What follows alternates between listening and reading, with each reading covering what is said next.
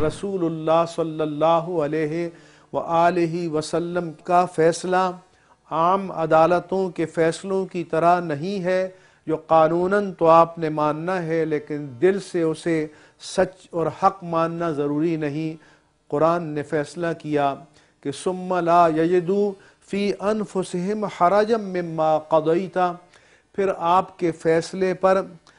اپنے دل میں بھی کوئی ملال، کوئی تنگی، کوئی رنج، کوئی انکار کی کیفیت نہ پائیں، وَيُسَلِّمُوا تسلیما، اور پوری طرح سے تسلیم،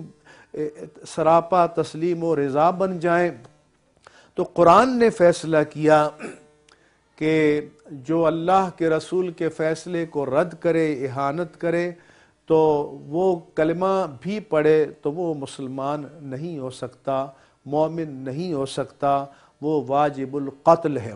جب حضور علیہ السلام کے نعوذ باللہ کارٹون چھاپے جا رہے ہوں، مسلمانوں کو دلوں سے حرمت رسول کو نکالنے کی کوششیں کی جا رہی ہوں، ایسے وقت میں حرمت رسول کی اہمیت کا تقاضا یہ ہے کہ گستاخ رسول کو سزا قتل دی جائے، قتل ہی ہو اور اس کی سزا موت ہونی چاہیے۔ اور صدر پاکستان کا آئین کی روح سے جو کسی بھی جرم کی سزا معاف کرنے کا اختیار ہے، یہ معاف کرنے کا اختیار بھی صدر کے پاس نہیں ہونا چاہیے، اس لیے کہ حدود اللہ میں اور توہین رسالت کے جرم کے مرتکب کی سزا کی معافی کا اختیار کسی کے پاس بھی نہیں ہے اور کسی کو بھی شرن نہیں ہو سکتا۔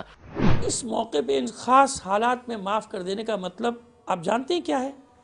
ان خاص حالات میں معاف کر دینے کا مطلب یہ ہے کہ آپ سامراج کے دباؤ میں، آپ مغربی طاقتوں کے دباؤ میں، آپ ان کے پریشر میں، یعنی ہم ان سے ڈر کے یا ان سے خوفزدہ ہو کے شان رسالت کی میں توہین برداشت کر لیں، شان رسالت میں گستاخی ہم برداشت کر لیں۔ اس وقت جو امیج، جو پیغام دنیا کو جائے گا وہ یہ جائے گا کہ ہم مذہبی طور پہ کمزور ہو چکے ہیں، ہماری مذہبی غیرت کا بھی یہاں پر سوال آ جاتا ہے۔ لہٰذا میں نہیں سمجھتا کہ اس موقع پہ کوئی ایسی کمزوری مسلمانوں کو دکھانا چاہیے کہ جس سے یہ امیج یا یہ تاثر پیدا ہو کہ ہم دین کے معاملے میں یا مقام رسالت کے معاملے میں سستی سے کام لیں۔ دیکھیں کسی چیز کو آگ پر جلا دیں تو وہ کشتہ ہو جاتی ہے، بادام کو رگڑ رگڑ کر آگ پر جلایا تو وہ کشتہ ہو گیا۔ پہلے زمانے میں ملا کرتے تھے کشتے، پتہ نہیں اب ملتے ہیں کہ نہیں ملتے ہیں، حکیم کے یہاں شاید اب بھی مل جائیں۔ کشتہ چاندی کا بھی ہوتا ہے اور سونے کا بھی،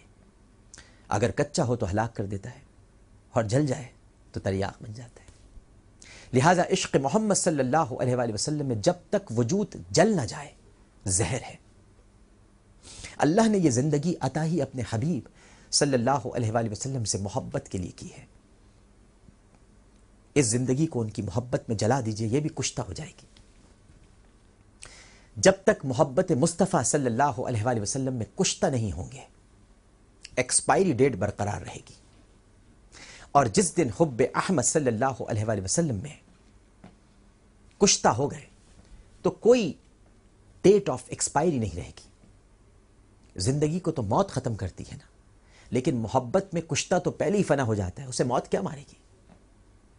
حدیث پاک ہے، موتو قبل ان تموتو، مرنے سے پہلے مر جاؤ، یعنی جب تک مرنا تھا تاریخ اختتام تھی، جب مر گیا تو ختم ہو گئی۔ ادھر فنا ہونے کی دیر ہے کہ بقا اپنی لذت سے ہمیشہ کے لیے امر کر دے گی۔ یا رسول اللہ صلی اللہ علیہ وآلہ وسلم، آپ کی حرمت کی الفت میں جب اتنی چاشنی ہے کہ تمام مسالک نقطہ عشق پر متفق ہو گئے، تو سوچتا ہوں کہ آقا کریم صلی اللہ علیہ وآلہ وسلم آپ بذات خود کتنے میٹھے ہوں گے۔ سرکار، آپ دیکھ رہے ہیں نا کہ آج کسی کو کسی سے کوئی اختلاف نہیں، کیا ہوا جو مساجد کے رنگ مختلف ہیں، لیکن آپ کے دیوانے آپ کی محبت کے ایک ہی رنگ میں رنگے، ناموس رسالت صلی اللہ علیہ وآلہ وسلم پر اپنی جانیں تک قربان کرنے کے لیے تیار ہیں۔ اور کیوں نہ ہوں، یہ جان تو اللہ اور اس کے حبیب صلی اللہ علیہ وآلہ وسلم ہی کی امانت ہے۔ نفرت کے کسیلے کلمے پڑھ کر الہات کی گود میں پرورش پانے والے کیا جانے کہ خود سپردگی میں کتنا مزہ ہے۔ ان کے چہرے تو چہرے کی کتاب فیس بک میں واضح ہیں، اور ہم اپنے ہاتھوں میں مہدر خون تھامے اس ساعت کے منتظر ہیں جب ان گستاخوں سے رب ذوالجلال دریافت کرے گا لمن الملک، اور پھر ایک طویل خاموشی میں اقرار جرم کی چیخیں سنائی دیں گی۔ اصلاح کا سب سے بڑا طریقہ، امن کا سب سے بڑا طریقہ یہ ہے کہ ہم ایک دستور اور ایک شخصیت پر محبت اور اتفاق اور اس کے قانون کو قبول کریں، اور اگر کوئی اس کے مقابلے پر کھڑا ہو کر اس کی اہانت کرے تو عقل بھی اس بات کا تقاضا کرتی ہے کہ جب ایک باغی کو اور ایک ڈاکو کو قتل کر دینا جائز ہے تو اس کو بطور اولا قتل کر دینا جائز ہے۔ جہاں تک قانون کے غلط استعمال کا تعلق ہے، موت کی سزا والے دوسرے بہت سے قوانین کا بھی غلط استعمال ہوتا ہے، 302 کا بھی، بغاوت کے کیس کا، بغاوت کے مقدمات کا بھی، منشیات کے مقدمات کا بھی، جن میں انتہائی سنگین سزا موت ہے، اس کا بھی استعمال ہوتا ہے۔ اگر مجموعی طور پہ بات ہو کہ ملک میں قوانین کے غلط استعمال کو روکنے کے لیے کوئی لائحہ عمل اختیار کیا جائے تو بات سمجھ میں آتی ہے، لیکن باقی تمام معاملات کو نظر انداز کر کے صرف اس قانون کو ٹارگٹ کرنا اور یہ کہنا کہ اس کا غلط استعمال ہوتا ہے اس لیے اس کو ختم کر دیا جائے یا اس کو تبدیل کیا جائے، یہ امتیازی بات ہے اور یہ انصاف اور عدل کے تقاضوں کے خلاف ہے۔ مسئلہ آج کا توہین رسالت کے قانون کا نہیں ہے، آج کل یہ کہا جاتا ہے کہ اس کا غلط استعمال ہے، تو غلط استعمال کے لیے الحمدللہ جوڈیشری موجود ہے، عدالتیں موجود ہیں، وہاں سے اس کے غلط استعمال کو روکا جائے۔ اور میں سمجھتا ہوں کہ غلط استعمال کے آڑ میں قانون پر گفتگو کرنا یہ بدنیتی پر مبنی ہے، یہ منافقت پر مبنی ہے، اور ایسا آدمی جو توہین رسالت کے کسی بھی مرتکب کی حمایت کرے گا،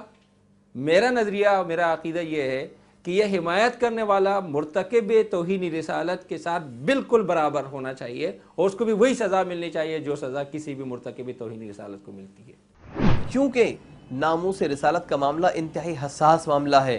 اس لیے اگر کوئی شخص ناموس رسالت کے معاملے کے اندر کوتاہی برتتا ہے یا کسی گستاخ کو پناہ دیتا ہے تو اس کا جرم بھی اسی حد تک قبیح ہوگا جس طرح گستاخی کرنے والے کا۔ اس لیے اس گستاخ کے بارے میں نرمی کرنا، اس کو بچانے کی کوشش کرنا، ہیلے بہانے تلاش کرنا، یہ انسان کے ایمان کو زائل کر دینے کے لیے کافی ہے۔ ہمیں بے حد محتاط رہنا چاہیے کہ کہیں ایسا نہ ہو کہ ایمان جیسی دولت و نعمت ہم سے چھن جائے۔ ہر وہ عمل، ہر وہ توہین کہ جس کی بنیاد محض عناد، عدم برداشت پہ ہو، تو اور وہ علی الاعلان ہو یا بار بار ہو یا تباعت کی صورت میں ہو، تو ایسی صورت میں علماء کرام متفق ہیں اس پر، اور قانون بھی ہے کہ اس کی سزا سزائے موت ہوگی، اور اس سزا میں اگر کسی قسم کی تبدیلی کی جائے گی یہ بالکل خلاف شریعت ہوگی، مسلمانوں کے لیے ناقابل برداشت ہوگی۔